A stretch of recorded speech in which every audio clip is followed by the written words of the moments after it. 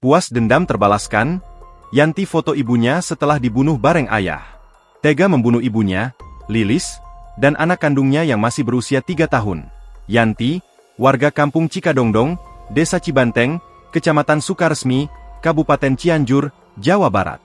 Yanti dibantu sang ayah, Cahya, mengeksekusi kedua korban setelah membunuh ibu dan anaknya.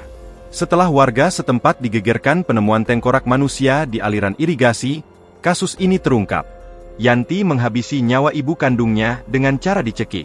Sadisnya, Yanti sempat mengabadikan perbuatan kejinya bersama sang ayah menggunakan telepon genggam. Dalam telepon genggam milik Yanti yang diamankan pihak kepolisian, ditemukan foto korban yang sudah tidak bernyawa. Foto korban tersebut kita temukan saat proses penyelidikan dan memintai keterangan kepada kedua pelaku. Karena keduanya sempat dicurigai seusai warga mencium bau menyengat dari rumah korban, kata Kasat Reskrim Polres Cianjur, AKP Tono Listianto. Kepada polisi, Yanti mengaku sengaja mengambil foto itu sebagai bentuk rasa kepuasan karena dendamnya terbalaskan.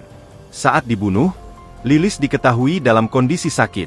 Selain itu, kedua pelaku juga dengan sadis membunuh anak yang masih berusia 3 tahun.